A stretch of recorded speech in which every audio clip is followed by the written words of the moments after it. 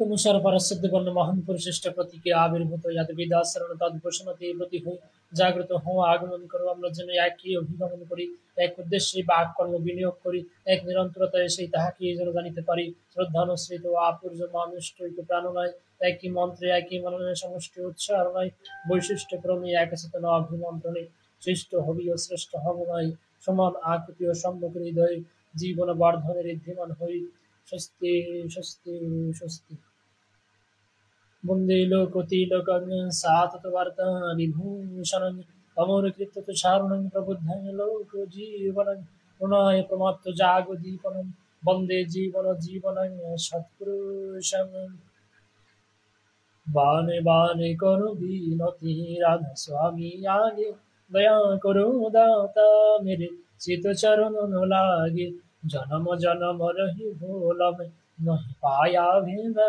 পান করো কে জালম রহি ভগত খেদা জগত জিও ভর মত ফিরে মৃত সারো খানি জ্ঞানী योगी पिला रही सब मन की घानी भाग जगा मेरा आदिक मिले सदगुरु आई राधा स्वामी धाम का मोहि भेद जनाई सासे ऊंचा देश है आधार ठिकानी बिना संत पावे नहीं श्रुत शब्द निशानी राधा स्वामी नाम की महिमा सुनाई मेरा हो अनुराग जगायो की घर पहुँचो भाई साधु संग करो सारो रस मन पिया घाई प्रेम लगा गुरु चरण में मन शांत नवाई तड़प उठे कलर बस पिया घर जाई दर्शन रस में तो नितल गहे मन तिरताई सुरात सरी आकाश में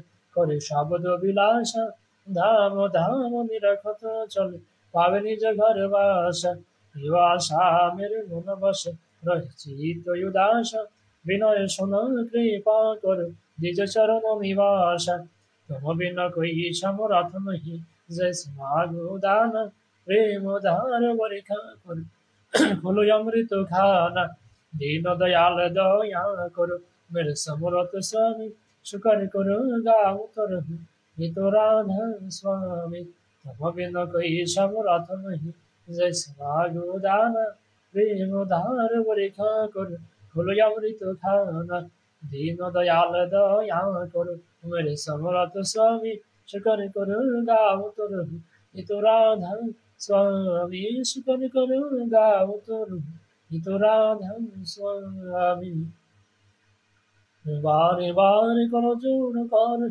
सविनय करो पुकार साधु संग महिदेव नित परम गुरु दातर कृपा सिंधु समरथ पुरुष आदि अनादि अपार राधा स्वामी परम पितु मैं तुम सदा याद है बारे बारे बोलो जाओ तर मन चरण पर यह मुकले मैं गाओ मेहर करी जा कृपा कर धन्य धन्य गुरुदेव दया सिंधु प्रणधि नित्य करो तुम शिव असल भक्ति महिदेव प्रभु दीनयाधीन अनाथ हाथे गह तुम यार करो अब राखो नित साथ दीन दयाल कृपा निधि कामी क्रोध मद लोभ सब विधि अवगुण हारमय प्रभु राखो मेरी लाज तुम दारी अब मैं पड़ राधा स्वामी गुरु समरथ तुम विनय रन दुसर अभी करो दया पर तक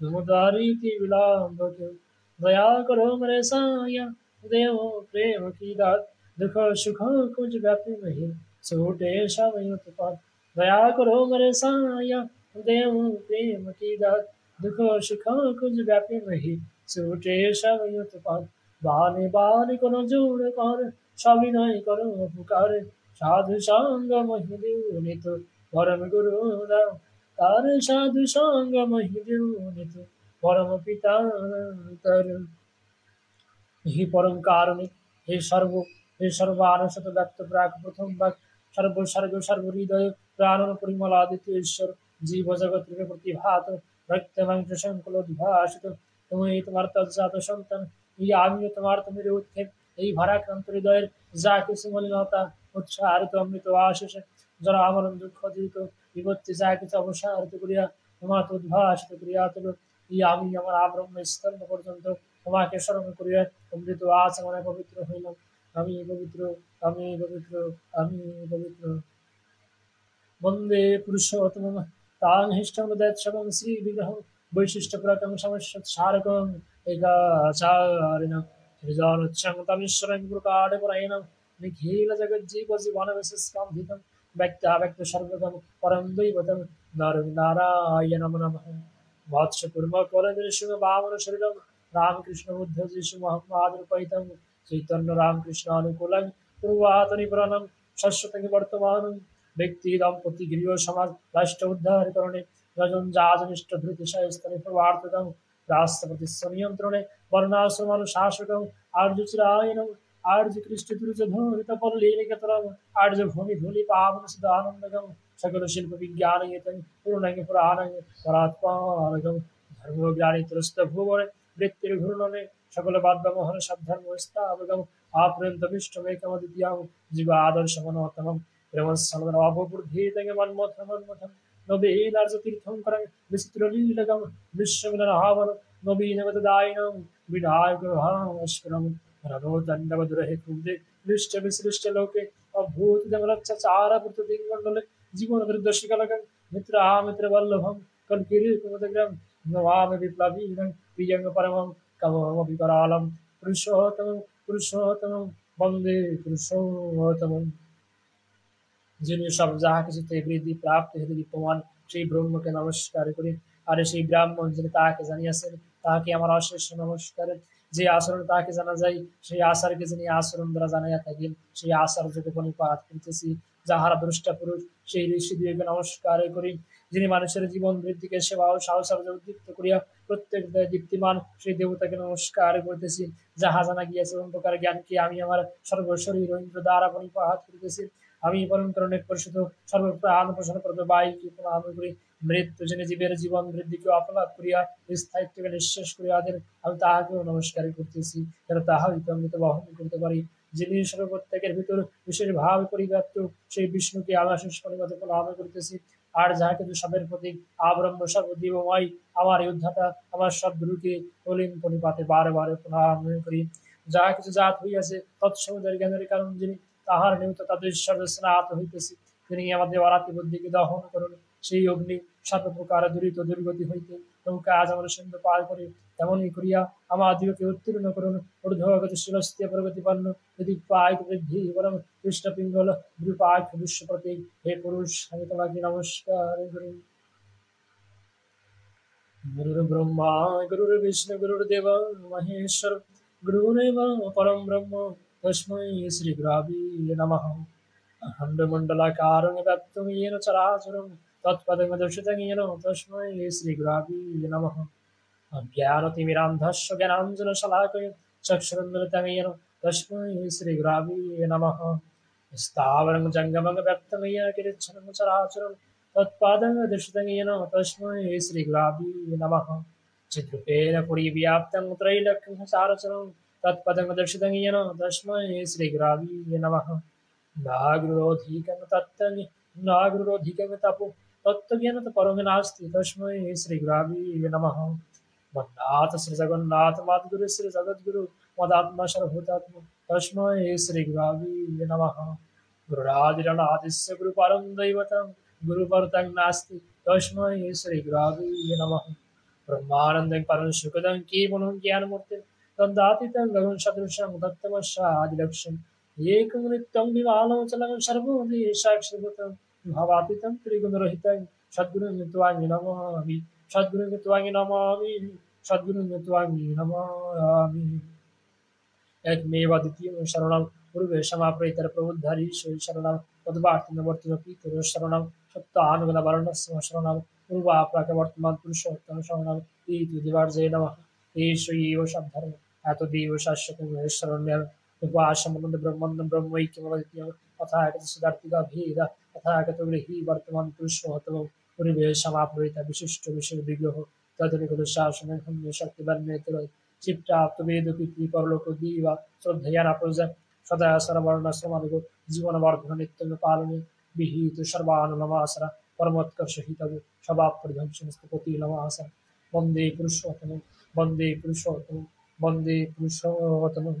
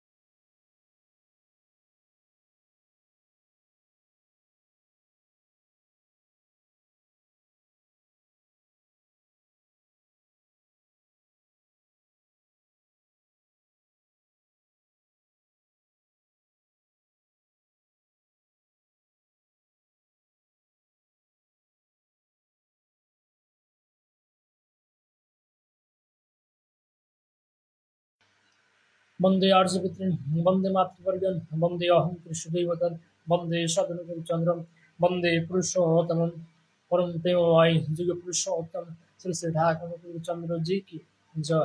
परम प्रेममय जुग पुरुषोत्तम श्री श्री ठाकुर चंद्र जी की जय। परम प्रेममय जुग पुरुषोत्तम महाकुल की अवतरी श्री श्री ठाकुर चंद्र जी की जय। सत्संग की जय, सत्संग की जय, सत्संगी की जय। वंदे पुरुषोत्तमं वंदे पुरुषोत्तमं वंदे पुरुषोत्तमं। माता धुलित जननी दया ब्रह्ममयी सती देवी तुरामणि श्रेष्ठा निर्दोष सर्वदुःख आद्या परममाया तुष्टि शांति क्षमागति सहा सदा सगोरिमा पद्म विजय जय जननी जन्महेश्वर स्वर्ग आदि गुरुयोषि पिता स्वर्ग पिता धर्म पिता ही परम तप पितरी पितमा पन्ने प्रियंते सर्वदीवतम। वंदे पुरुषोत्तम যেটাই থাকিস হোসনে বেহুশ করতে সন্ধ্যা প্রার্থনা হবেই তাতে কর্ম নিপুণ শক্তি পাবি বর্ধনা। যেটাই থাকিস হোসনে বেহুশ করতে সন্ধ্যা প্রার্থনা হবেই তাতে কর্ম নিপুণ শক্তি পাবি বর্ধনা। বললেন শ্রী ঠাকুর অনুকূলচন্দ্র যুগ পুরুষোত্তম পরম প্রেমময় মহাকল্পি অবতারী যুগত্রাতা, যিনি যুগের সমস্ত সমস্যার চরম সমাধান দিয়েছেন, সেই যুগ পুরুষোত্তমকে কত সহস্র করে প্রণাম নিবেদন করছি। তো আজকে আমরা আমাদের ধারাবাহিক আলোচনা এবং তার আগে আমাদের সত্যানুসরণ থেকে পাঠ। সত্যানুসরণ যাকে সমস্ত শাস্ত্রের মন্থনকারী শাস্ত্র বলা হয়ে থাকে, এই সত্যানুসরণ ঠাকুর বলছেন সাতশত কথা, সেখানে বেদ উপনিষদ রামায়ণ মহাভারত এবং ভাগবত মহাপুরাণের সারাংশ হচ্ছে এই সত্যানুসরণ। এবং ঠাকুর বলছেন আরো আলোচনা প্রসঙ্গ থেকে আমরা জানতে পারি, তিনি বলছেন সৎসঙ্গ সমস্ত শাস্ত্রের সত্যানুসরণ সমস্ত শাস্ত্রের মন্থনকারী শাস্ত্র। তো আমরা আজকে পাঠ করব সেই সত্যানুসরণ থেকে। সত্যানুসরণ শ্রী ঠাকুর মাত্র 22 বছর বয়সে তিনি নিজের হাতে এটি লিখেছিলেন তার ভক্ত অতুল চন্দ্র ভট্টাচার্যের জন্য। তিনি পাবনা থেকে দূরে চলে যাবেন, তাই সেই যুগ পুরুষোত্তম পরম প্রেমময়ের সান্নিধ্য লাভ অমৃত সেই সান্নিধ্য লাভের জন্য তিনি বলেছিলেন সেই সত্যানুসরণ, সেই শত উৎসারী বাণী, সেটি আজ আমাদের প্রত্যেকের জন্য অত্যন্ত প্রয়োজনীয় এবং প্রত্যেকের জন্যই খুবই মূল্যবান। এবং বেদ, উপনিষদ, রামায়ণ, মহাভারত এবং ভাগবত পুরাণের সারাংশ তিনি বলছেন এটা। তো আমরা আজকে সপ্তনুসম থেকে পাঠ করব। সপ্তনুসম থেকে পাঠ করছি পৃষ্ঠা নম্বর 37। দান করো কিন্তু দীন হয়ে প্রত্যাশা না রেখে, তোমার অন্তরে দয়ার দরজা খুলে যাক। দয়া করা হিসাবে দান অহংকারের পরিপোষক। যিনি কাতরভাবে তোমার দান গ্রহণ করেন, গুরুরূপে তিনি তোমার হৃদয়ে দয়াভাবের উদ্বোধন করেন। অতএব কৃতজ্ঞ হও। যাকে দান করবে তার দুঃখ অনুভব করে সহানুভূতি প্রকাশ করো, সাহস দাও, সান্ত্বনা দাও। পরে যা সাধ্য যত্ন সহকারে দাও। প্রেমের অধিকারী হবে, দান সিদ্ধ হবে। দান করে প্রকাশ যত না করো ততই ভালো, অহংকার থেকে রক্ষা পাবে। যাজ্ঞাকারীকে ফিরিও না। অর্থ না হয় সহানুভূতি, সাহস, সান্ত্বনা, মিষ্টি কথা, যা হয় একটা দাও, হৃদয় কোমল হবে। অপরের মঙ্গল কামনায় নিজ মঙ্গলের প্রসূতি। হেগে মরা চেয়ে হেঁটে মরা ভালো। যে বলায় কম কাজে বেশি, সেই প্রথম শ্রেণীর কর্মী। যে যেমন বলে তেমনই করে, সে মধ্যম শ্রেণীর কর্মী। যে বলে বেশি কাজে কম, সে তৃতীয় শ্রেণীর কর্মী। আর যার বলতেও আলস্য, করতেও আলস্য, সেই অধম। দৌড়ে যাও কিন্তু হাঁপিয়ে যেও না, আর হোঁচট খেয়ে যাতে না পড়ো। দৃষ্টি রেখো, যে কার্যে তোমার বিরক্তি ও ক্রোধ আসছে, নিশ্চয় যেন তা পণ্ড হওয়ার মুখে। কার্য সাধনের সময় তা হতে যে বিপদ আসবে, তার জন্য রাজি থাকো। বিরক্ত বা অধীর হইও না। সফলতা তোমার দাসী হবে। চেষ্টা করো, দুঃখ করো না, কাতর হইও না, সফলতা আসবেই। কার্যকুশলের চিহ্ন দুঃখের প্রলাপ নহে। উত্তেজিত মস্তিষ্ক ও বৃথা আড়ম্বরযুক্ত চিন্তা দুইটি অসিদ্ধির লক্ষণ। বিপদকে ফাঁকি দিয়ে ও পরাস্ত করে সফলতা লক্ষ্যে লাভ করো। বিপদ যেন তোমায় সফলতা থেকে বঞ্চিত না করে। সুখ কিংবা দুঃখ যদি তোমার গতি রোধ না করে, তবে তুমি নিশ্চয় গন্তব্যে পৌঁছবে, সন্দেহ নাই। ধনী হও ক্ষতি নাই, কিন্তু দীন এবং দাতা হও। ধনবান যদি অহংকারী হয়, সে দুর্দশায় অবনত হয়। দীনতাহীন অহংকারী ধনী প্রায়ই অবিশ্বাসী হয়, আর তার হৃদয়ে স্বর্গের দ্বার খোলে না। অহংকারী ধনী মলিনতার দাস, তাই জ্ঞানকে উপেক্ষা করে। ক্ষমা করো কিন্তু ক্ষতি করো না। প্রেম করো কিন্তু আসক্ত হইও না। খুব ভালোবাসো কিন্তু মাখামাখি করো না। বকবগানি পূর্ণত্বের চিহ্ন নয়। যদি নিজে সন্তুষ্ট বা নির্ভাবনা হয়ে থাকো, তবে অন্যের জন্য চেষ্টা করো। যে পরিমাণে দুঃখের কারণে মন সংলগ্ন হয়ে অভিভূত হবে, সেই পরিমাণে হৃদয়ে ভয় আসবে ও দুর্বলতাগ্রস্ত হয়ে পড়বে। যদি রক্ষা পেতে চাও, ভয় এবং দুর্বলতা বলে কিছু রেখো না। সৎ চিন্তা এবং সৎ কর্মে ডুবে থাকো।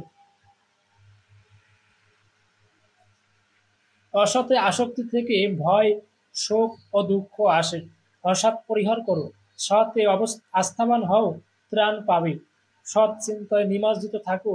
সৎ কর্ম তোমার সহায় হবে এবং তোমার চতুর্দিক সৎ হয়ে সকল সময় তোমাকে রক্ষা করবেই করবে। ধর্মকে জানা মানেই বিষয়ের মূল কারণকে জানা, আর তাই জানাই জ্ঞান।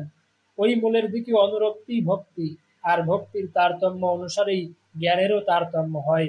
যতটুকু অনুরক্তিতে যতটুকু জানা যায়, ভক্তি আর জ্ঞানও ততটুকুই হয়।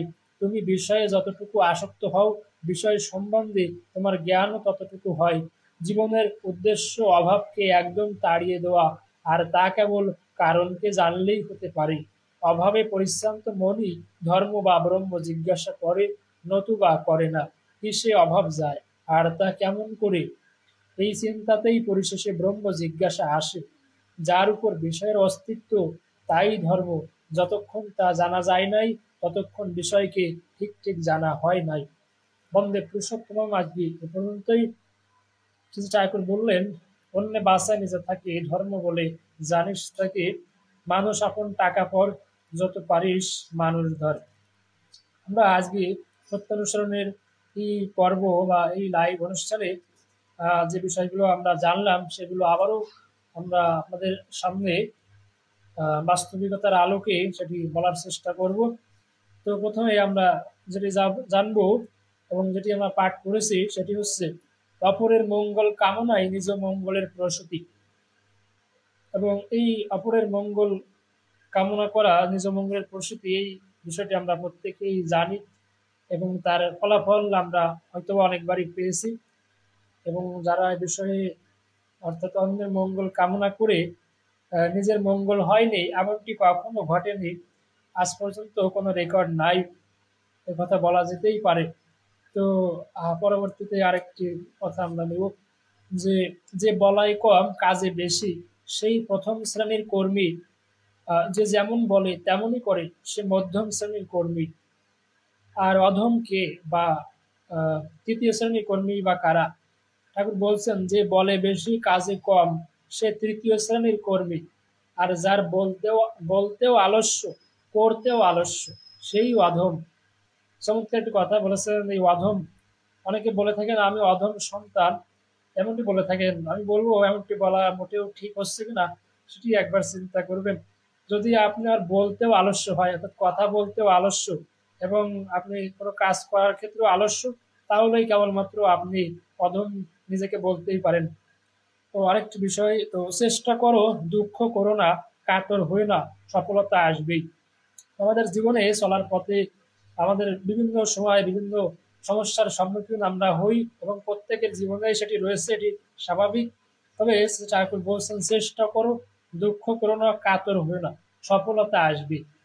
তিনি আরেকটি বিষয় বলছেন উত্তেজিত মস্তিষ্ক ও বৃথা আড়ম্বর যুক্ত চিন্তা দুইটি অসিদ্ধির লক্ষণ। একটি বিষয় বলা হয়ে থাকে যে যে কোনো সময় অর্থাৎ বিপজ্জনক পরিস্থিতি বা সেই অবস্থাতে আপনার আচার ব্যবহার বা আপনার ঠান্ডা অর্থাৎ এখানে যেটি বোঝ উত্তেজিত মস্তিষ্ক, তো ঠান্ডা মস্তিষ্ক সুন্দরভাবে সূক্ষ্মভাবে যিনি পরিবেশে সুস্থভাবে স্বাভাবিকভাবে যিনি বিপজ্জনক পরিস্থিতিতেও নিজেকে সহ অন্যদের মোকাবেলা বা অন্যদের সহযোগিতা করতে পারেন, তিনি হচ্ছেন সিদ্ধি তিনি সিদ্ধি লাভের অধিকারী। এবং এমনটি ঠাকুর বলছেন যে উত্তেজিত মস্তিষ্ক ও বৃথা আড়ম্বরযুক্ত চিন্তা, অর্থাৎ বৃথা আড়ম্বর। আমরা অনেক সময় একদম বাকদম চিন্তা করে বসি যে এর ফলে কি হবে, ওর ফলে কি হবে, এভাবে সমস্ত বিষয় বা চিন্তা ভাবনা যেন প্যাঁচ লেগে যায়। বৃথা আড়ম্বর অর্থাৎ এই বিষয়গুলো চিন্তা করার কোনো দরকারই নাই। তো আমরা তেমন চিন্তা ভাবনা করে থাকি। তো এই তিনি বলছেন যে উত্তেজিত মস্তিষ্ক ও বৃথা আড়ম্বরযুক্ত চিন্তা দুইটি অসিদ্ধির লক্ষণ এবং অসিদ্ধি মানে এটি থেকে কোনো লাভ নাই, নো প্রফিট, অর্থাৎ এটি আপনার জীবনে সমস্যায় নিয়ে আসবে। তো যাই হোক, আপনারা মাথা ব্যথা অযথা বেড়ে যাবে, এটি বলাই যায়। তো আর একটি কথা সেটা বলছেন যে সুখ কিংবা দুঃখ যদি তোমার গতিরোধ না করে তবে তুমি নিশ্চয়ই গন্তব্যে পৌঁছবে, সন্দেহ নাই। বলছেন সুখ বা দুঃখ, সেটি সুখ হোক বা দুঃখ হোক, সেটি যদি তোমার গতিরোধ না করে, তুমি যদি অত্যন্ত সুখ লাভ করছো, তাহলে যে তুমি এখানে গতিরোধ বলতে আমি আমার যেটি মনে হয় যে সৎ কাজে অর্থাৎ পরবর্তী কাজে আরো এগিয়ে যাওয়া, আরো যদি ভালো হয়ে থাকে বা দুঃখ হয়ে থাকে, অর্থাৎ দুটির ক্ষেত্রে কোনোটি যেন আবার প্রভাব বিস্তার না করে, অর্থাৎ নিষ্কাম ভাবে বলতে গেলে নিজের জন্য কিছু না করা সেটি হচ্ছে, আর নিজের জন্য কিছু না চাওয়া, অন্যের জন্য সবসময় করা। আর তাহলেই আর একটি বিষয় আমি এখানে বলতে চাই যে যদি অন্যের জন্য আপনি ভাবেন তাহলে দেখবেন, বা অন্যের জন্য আপনি কিছু চান, দেখবেন আপনার জন্য সবকিছু রেডি, অর্থাৎ আপনার জন্য সবকিছু তৈরি। তো যদি আপনি অন্যের জন্য করে থাকেন, সে যদি কৃতজ্ঞ হয়, এমনকি বিশ্বাসঘাতক কৃতজ্ঞ না হয়, তাহলে হয়তো বা আপনি অবশ্যই প্রফিট বা তার থেকেও কিছু পেতে পারেন। তবে শ্রী ঠাকুর বলছেন আশা না করে প্রত্যাশা না রেখে কাজ করাই ভালো এবং এটি করে যাওয়াই হচ্ছে বিহিত কর্ম বা ধর্ম। তাই শ্রী ঠাকুর বলছেন যে সুখ কিংবা দুঃখ যদি তোমার গতিরোধ না করে তবে তুমি নিশ্চয়ই গন্তব্যে পৌঁছবে, সন্দেহ নাই। তিনি স্পষ্টভাবে বলছেন সন্দেহ নাই। এটি খুবই গুরুত্বপূর্ণ এবং এটি করা অতটা সহজ নয়। কেননা সুখ আমরা যখনই সুখ পাই তখনই আমরা সবকিছু ভুলে যাই, অহংকার আসে। এবং শ্রী ঠাকুর একটি কথা বলেছেন যে অহংকারের সময় দৃঢ়তার কথা চিন্তা করার বিপদ বা এরকম, তিনি এক্স্যাক্টলি কথাটি আমার মনে নাই, তবে সারাংশটি এরকম যে অর্থাৎ যখন আমরা বিপদে থাকি তখন সফলতার চিন্তা করো, আর যখন আমরা দুঃখে থাকি তখন আনন্দের চিন্তা করো, বিষয়টা এরকমই। অর্থাৎ ব্যালেন্স অর্থাৎ সাম্য বজায় রাখার বিষয়টি তিনি এখানে যেটি বলতে চেয়েছেন। এই সত্যানুসরণে আমরা হয়তো বা কোনো একটি পাঠের সময় সেই লাইন দুটি আমরা পাবো। তো এখানে একটি বিষয় যে আহ, তাই সুখ কিংবা দুঃখ যদি তোমার গতিরোধ না করে, তবে তুমি নিশ্চয়ই গন্তব্যে পৌঁছবে, এতে সন্দেহ নাই। ঠাকুর বলছেন, এই ঠাকুরের কথা সত্যানুসরণে তিনি নিজের হাতে লিখেছিলেন। যুগ পুরুষোত্তম পরম প্রময় মহাকল্প অবতারী শ্রী ঠাকুর চন্দ্র। যে পরিমাণে দুঃখের কারণে মন সংলগ্ন হয়ে অভিভূত হবে, সেই পরিমাণে হৃদয়ে ভয় আসবে ও দুর্বলতাগ্রস্ত হয়ে পড়বে। তো যে পরিমাণে দুঃখের কারণে মন সংলগ্ন হয়ে অভিভূত হবে, সেই পরিমাণে হৃদয়ে ভয় আসবে। দুঃখর সাথে ভয়ের একটা কানেকশন এখানে রয়েছে এবং দুর্বলতাগ্রস্ত হয়ে পড়বে। তিনি বলছেন, যদি রক্ষা পেতে চাও, ভয় এবং দুর্বলতা বলে কিছু রেখো না, সৎ চিন্তা এবং সৎ কর্মে ডুবে ডুবে থাকো। অসতে আসক্তি থেকেই ভয়, শোক ও দুঃখ আসে। সমস্ত একটি কথা তিনি বলছেন। এবং আরেকটি কথা এর সঙ্গে যুক্ত করা যায় যে বাঁচলে আপনি বীরের মতো বাঁচবেন, আবার মরলেও আপনি বীরের মতো মরবেন। বিষয়টি আমার মনে পড়লো, বিষয়টি আমার মনে হলো যে বলা দরকার। তো ঠাকুর সেটাই বলছেন, আমি ঠাকুরের কথাগুলি পড়ার ফলে আমার ভিতর থেকে এটি আসলো। তো যাই হোক, অসতে আসক্তি থেকে ভয়, শোক ও দুঃখ আসে। শ্রী ঠাকুর বলছেন, অসৎ পরিহার করো, সতে আস্থাবান হও, ত্রাণ পাবে। সৎ চিন্তায় নিমজ্জিত থাকো, সৎ কর্ম তোমার সহায় হবে এবং তোমার চতুর্দিক সৎ হয়ে সকল সময় তোমাকে রক্ষা করবেই করবে। এবং তিনি গ্যারান্টি দিয়ে দিয়েছেন। বিষয়টি এমনই, তিনি বলছেন যে সৎ কর্ম এমন পৃথিবীতে এমন কোনো রেকর্ড বা ইতিহাস নেই, আর যে ইতিহাস বা রেকর্ড বা ব্যাপার বা ঘটনা সেটি আজ পর্যন্ত এই কথাটিকে বাঁধতে পেরেছে যে সৎ কর্ম তোমার সহায় হবে এবং তোমার চতুর্দিক সৎ হয়ে সকল সময় তোমাকে রক্ষা করবেই করবে। তোমার একটি কথা, যে সৎ ব্যক্তির কখনো অকল্যাণ হয় না। আহ, অর্থাৎ কখনোই অকল্যাণ হয় না। এবং সৎ ব্যক্তির উন্নতি বা অবনতি, বিশেষ করে উন্নতি, সেটি হয় একদিন আগে নয় পরে, হয়, কখনো অবনতি হয় না। এটি আমরা সেটিও কিন্তু দেখতে পাই। কিন্তু এ পর্যন্ত সপ্তম পাঠের সামনে হয়তো বা আমরা এই লাইনটিও পাবো। তো আরো যে বিষয়গুলো আমরা পাঠ করে শুনিয়েছি, সেগুলি হয়তোবা পাঠের সময় আপনারা হয়তোবা কতটা বুঝতে পারেননি, বা আপনারা হয়তোবা নতুন এমন অনেকেই আছেন। তো আমি অনুরোধ করব, সত্যানুসারে এটি পড়বেন। এটি আপনার মনের জোর, প্রত্যেকটি আপনার মনের জিজ্ঞাসার সমস্যার সমাধানও আপনি পেয়ে যেতেই পারেন। এবং ঠাকুর বলছেন, জ্ঞান অভিমান জ্ঞানের যত অন্তরায়। প্রত্যেকটি আমাদের যে শাস্ত্র মহাপুরুষ বিধান দিয়েছে, প্রত্যেকটি আমাদের সেটি পড়া দরকার। এবং এই জ্ঞানী শক্তি, নলেজ ইজ পাওয়ার, আমরা প্রত্যেকেই জানি। তো সেই জ্ঞান লাভ করতে আর বাধা কি? প্রত্যেকটি জ্ঞান আমাদের আহ, অর্থাৎ পুল দি হাস্ক, ড্র দি সিডস, অর্থাৎ তুষটা ফেলে শস্যটা নিতে হয়। ঠাকুর যেমনটি বলেছেন, আমরা গত লাইভ সেশনের একটিতে আমরা বলেছিলাম, বিষয় নিয়ে আলোচনা করেছিলাম। তো সেই তুষটা ফেলে শস্যটা নিতে হয়, অর্থাৎ চলার পথে ভালো খারাপ দুটি আসবে, আমাদেরকে ভালোটি নিতে হবে। তার ফলেই আমাদের মঙ্গল বা ভালো হবে, এতেই আমাদের মঙ্গল নিহিত। তো আমাদেরকে একজন কমেন্ট করেছেন, আমি ভীষণভাবে উপকৃত হচ্ছি আপনার পাঠ শুনে, এও এক প্রকার যাজন। হ্যাঁ, অবশ্যই এটি অনলাইন যাজন বলতেই পারেন আপনি। এবং আমি কিছু বলছি এখানে, শ্রী ঠাকুর যেটি বলেছেন সেটি ধরেই, তাকে ধরেই আমার পথ চলা, এগিয়ে চলা। এবং যখন থেকে আমি হয়তো 5 বছর হয়েছে আমি দীক্ষা নিয়েছি, আমি দীক্ষা শব্দের অর্থ জানতাম না। শ্রী ঠাকুরের যে বইগুলি আছে বা আমি তাদের মাধ্যমে জানতে পেরেছি, দীক্ষা মানে দক্ষ হয়ে ওঠা। তো এটি বলতেই হয়। ঠাকুর বলছেন, যখন কোনো কথা দ্বারা অন্যের উপকার হয়, সেই কথাগুলি বলাই শ্রেয়। তো আমি আগে কথা বলতে পারতাম না, বা মানুষের সঙ্গে মেশামেশি বা এই বিষয়গুলো আমার সাথে অনেকে আমাকে অনেক ধরনের কথাই বলেছে, যে নেগেটিভ কথা না বলাই ভালো।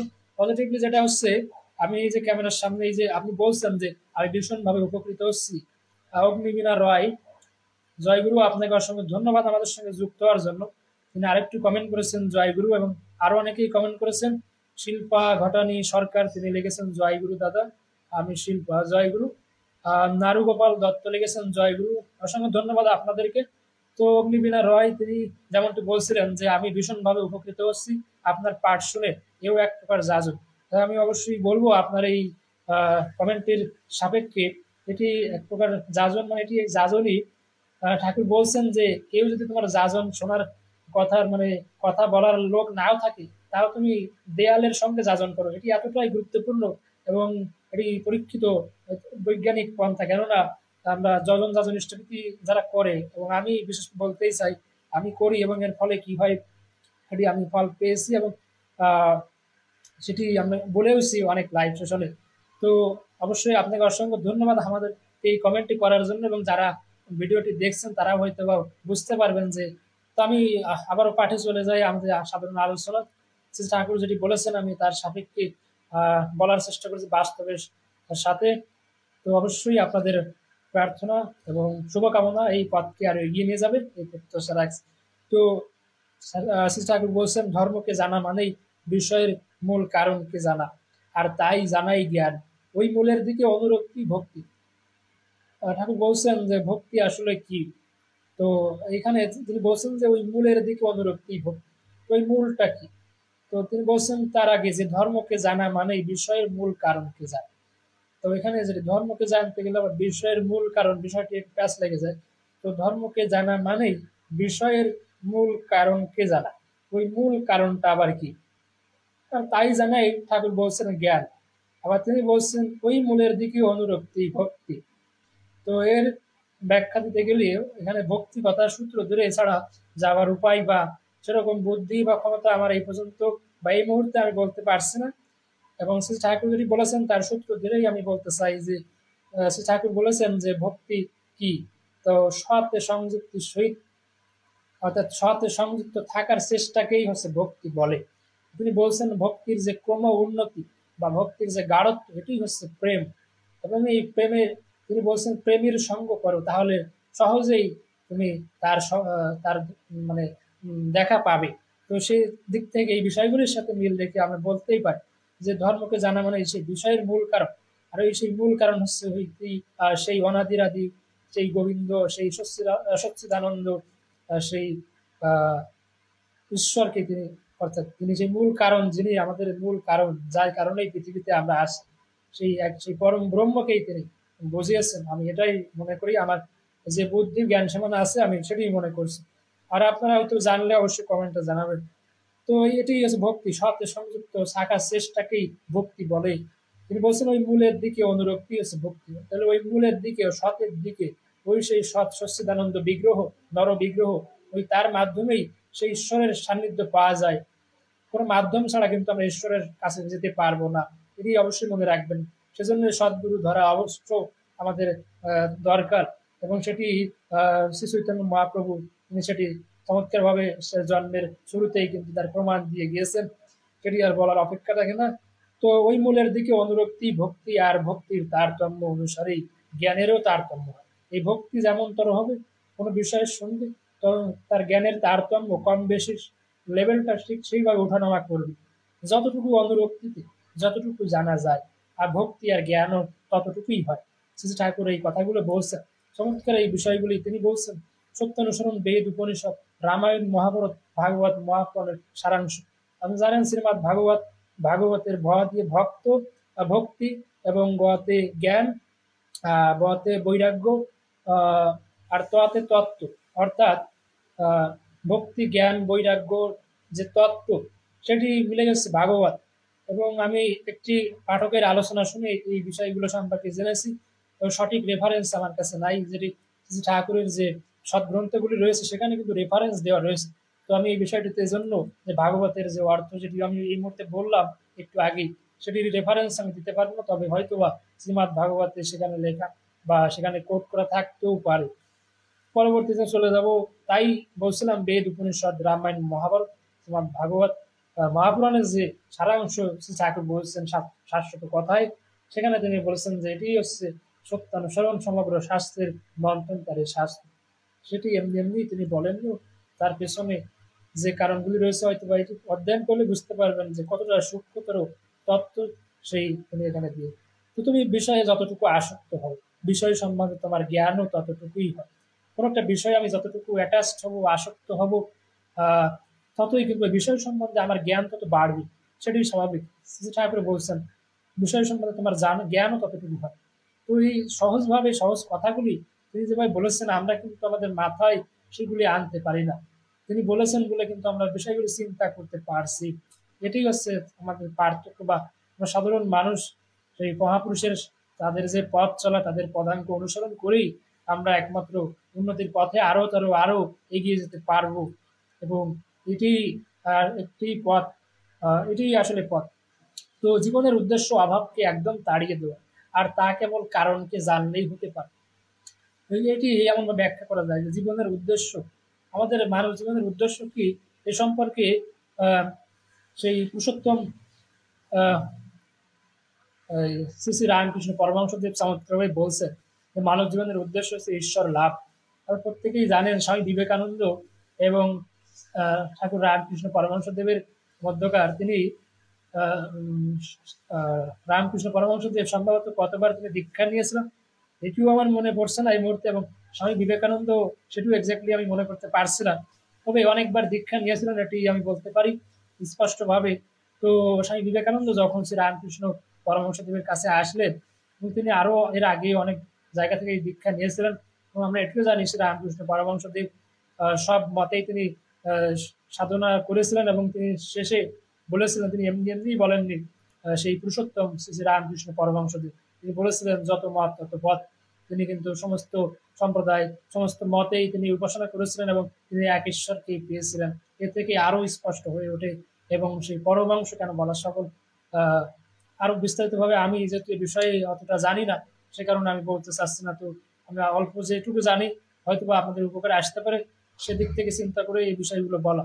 তো এই দীক্ষা নেওয়ার বিষয়টি স্বামী বিবেকানন্দ তাই কতবার তিনি দীক্ষা নিয়েছিলেন, তার শেষে সেই তার প্রশ্নের উত্তর যখন তিনি দিতে পেরেছিলেন যে আমি ভগবানকে কিভাবে কখন দেখতে পাবো, এরকম একটি প্রশ্ন হয়তো তিনি করেছিলেন। তো আমি যতদূর জানি তাকে স্বামী বিবেকানন্দকে শ্রী রামকৃষ্ণ পরমহংসদেব যতদূর শুনেছি, সঠিকভাবে আমি জানি না, ভুল হলে ক্ষমা করবেন, ক্ষমা সুন্দর দৃষ্টি দেখবে। তবে তাকে জলের ভিতরে চুবিয়ে ধরা হয়েছিল এবং যতক্ষণ পর্যন্ত ছটপট না করে, যতক্ষণ পর্যন্ত শ্বাস নেওয়ার জন্য ছটপট করতে থাকে, ঠিক তখনই তাকে উঠিয়ে বলে তোমার যখন এমন অবস্থা হবে ঈশ্বরকে দর্শন করার, তাকে পাওয়ার, তখন তুমি দেখতে পাবে। অর্থাৎ আমরা যদি আমাদের শ্বাস বন্ধ করে রাখি, আরেকটি শ্বাস নেওয়ার জন্য, বাঁচার জন্য আমরা কিন্তু ছটফট করতে থাকি। অনেক সময় আমরা দেখে থাকি বিভিন্ন ক্রাইম বা যাই হোক বিষয়গুলো বলতে চাচ্ছি না নেগেটিভলি, যে সমস্ত বিষয় অর্থাৎ মানুষকে মারার যে বিষয়গুলো ঘটে থাকে আর কি, আমরা সিরিয়াল ক্রাইম যে সমস্ত বিষয়গুলো দেখে থাকি, তেমন একটি বিষয় কিন্তু বাস্তবভাবে তিনি স্বামী বিবেকানন্দকে, সেই যুগের মহানায়ক সেই স্বামী বিবেকানন্দ, তিনি সেই মহাপুরুষ, তিনি তাকে কিন্তু বিষয়টি বলেছে। তাদের যে লীলা লীলা কাহিনী আমরা কিন্তু দেখেছি। তো যাই হোক, অভাবে পরিশ্রান্ত মনি ধর্ম বা ব্রহ্ম জিজ্ঞাসা করে নতুবা করে না, কিসে অভাব যায় আর তা কেমন করে, এই চিন্তাতেই পরিশেষে ব্রহ্ম জিজ্ঞাসা আসে। অর্থাৎ যখনই আমরা বিপদে পড়ি, অভাবে পড়ি, অভাব বা চাওয়া, আমরা যখনই কোনো একটা কিছু চেয়ে পাই না, তখনই আমরা দুঃখ পাই এবং তখনই ভগবানকে দোষারোপ করি বা তাকে বিষয়টি জানাই যে আমার জন্য বা আমার ভাগ্যে কেন, কেন আমার ভাগ্যে এমন হলো, কেন আমার জন্য সবসময়, আমার ক্ষেত্রে কেন এমন হয়, এমনটি আমরা বলতে দেখে থাকি, অনেকেই বলেন এবং নিজেও শুনেছে। বিষয়টি হচ্ছে এই মানব শরীর সর্বশ্রেষ্ঠ এবং সব থেকে বড় আবিষ্কার যদি থেকে থাকে এই বিশ্ব ব্রহ্মাণ্ডে, কোটি কোটি বিশ্ব ব্রহ্মাণ্ড, এই তো আমাদের এই শরীর, তো শরীর কি বলবো সেটি বলে শেষ করা যায় না। তা এই শরীর এমন একটি মানব শরীর যন্ত্র, তো ওটি যখন একটি পার্টস বা অঙ্গ যখন সমস্যা হয়, তখনই আমি এর আগেও লাইভ সেখানে বলেছি এবং আজকেও আমার উপলব্ধিটা বেশি হচ্ছে। তার একটি কারণ রয়েছে যে সেটি আমি বলতে চাচ্ছি না। তবে আমার জন্য প্রার্থনা করবেন, আমি যাতে শ্রী ঠাকুরের এই যাজন পরিক্রমা, এই সৎ পথে আমি যেন আমার সারা জীবনে এগিয়ে যেতে পারি, এটুকুই আমরা আপনার প্রার্থনা করবেন আমার জন্য। সেটি তো যেটি বলছিলাম, তো এই ব্রহ্ম জিজ্ঞাসা আসে, তো অভাবের বা চাওয়ার দিক থেকে হয়তো বা আমরা অনেকেই টাকা পয়সা আমাদের ঈশ্বর আমাদেরকে বা সেই পরিস্থিতি পরিবেশ পরিস্থিতিতে আমরা নাই, হয়তো বা আমাদের অনেক ধন সম্পদ আছে, কিন্তু আমরা মনের দিক থেকে শান্তি পাই না বা অন্যান্য আনুষঙ্গিক সমস্যা রয়েছে। এভাবে কেউই পরিপূর্ণ নয়, এর পেছনেও একটি কারণ রয়েছে। যাই হোক, কথা বলে কথা এসেই যায়। তো এই কারণেই, ঠিক এই কারণেই কিন্তু আমরা পরিশেষে আমাদের ঈশ্বরের প্রতি চিন্তা ভাবনা আসে, ব্রহ্ম জিজ্ঞাসা আসে। তো শ্রীমদ ভগবত গীতায় এটি বলা আছে যে এই যে জিজ্ঞাসু, জিজ্ঞাসু কি আমি তো মনে পড়ছে না, ভক্ত ভক্ত জিজ্ঞাসু ভক্ত নাকি আরতি ভক্ত, এরকম কিছু কয়েকটি চার চার ধরনের ভক্ত আছে সম্ভবত। আমি এই মুহূর্তে মনে করতে পারছি না, পড়েছি। যাই হোক, তো জিজ্ঞাসা করে, অনেকে আছে এই জিজ্ঞাসা করে ঈশ্বরের ব্যাপারে, তাদের একরকম ভক্ত বলে। এরকম শ্রীমদ্ ভগবত গীতায় সময় বলা আছে। দুঃখের বিষয় এই মুহূর্তে আমি বলতে পারছি না জিজ্ঞাসু আর তো এবং আর কি কি আছে। যাই হোক, যার উপর বিষয়ের অস্তিত্ব তাই ধর্ম, যতক্ষণ তা জানা যায় নাই ততক্ষণ বিষয়কে ঠিক ঠিক জানা হয় না। তো আজকে এ পর্যন্তই। 41 পৃষ্ঠা সত্যানুসরণ আমি চেষ্টা করেছি আমার মতো বলার জন্য। শ্রী ঠাকুরের যে সত্যানুসরণ রয়েছে সেটি অবিকৃতভাবে আমি পাঠ করেছি প্রথমে, এবং পরবর্তীতে সেই পাঠের যে লাইনগুলি রয়েছে সেগুলি নিয়ে বাস্তবের সাথে আমি বলার চেষ্টা করেছি। অবশ্যই ভুল ত্রুটি হলে ক্ষমা সুন্দর দৃষ্টিতে দেখবেন। মানুষ ভুল ত্রুটির ঊর্ধ্বে নয়, সেটি আমরা প্রত্যেকেই জানি, এবং সেই দৃষ্টিতে, ক্ষমা সুন্দর দৃষ্টিতে ক্ষমা প্রার্থনা করছি। তো আমাদেরকে আরো অনেকেই কমেন্ট করেছেন। অগ্নিবীণা রয়, তিনি আমাদেরকে ধন্যবাদ জানিয়েছেন। তিনি লিখেছেন, জয় গুরু দাদা, ধন্যবাদ। আপনাকে অসংখ্য ধন্যবাদ, কৃতজ্ঞতা জানাই, এবং পরবর্তী লাইভ সেশন দেখবার আমন্ত্রণ জানাচ্ছি আপনি এবং আপনি সহ সকলকে। এখানে যারা আছেন, কমেন্ট করেছেন, শিল্পা ঘটানি সরকার মা, তিনি আমাদেরকে দেখছেন। অগ্নিবীণা রয় মা, তিনি আমাদেরকে কমেন্ট করেছেন, এবং তার আগে এক দাদা, তিনি মা আমাদেরকে কমেন্ট করেছেন, নারু গোপাল দত্ত। যদিও এই আইডির নামটি মনে হচ্ছে দাদার, কিন্তু ছবি দেওয়া এক মায়ের। যাই হোক, যেই দেখুন না কেন, সকলকে আমি আমন্ত্রণ জানাবো পরবর্তী লাইভ সেশন যুক্ত হওয়ার জন্য। এবং সকলে ভালো থাকবেন, সুস্থ থাকবেন, এবং আমার জন্য প্রার্থনা করবেন। আমি যেন এই পথে, সৎ পথে, আমি এই যাজন পরিক্রমা, যাজন ইষ্টভীতি সঠিকভাবে সঠিক সময় করে যেতে পারি, এবং মানুষের উপকারে আসতে পারি। তো সকলে ভালো থাকবেন, সকলের জীবন আরো সুন্দর হোক, ইষ্টময় হোক, আনন্দময় হোক। বন্দে পুরুষোত্তম, বন্দে পুরুষোত্তম, বন্দে পুরুষোত্তম। জয় গুরু।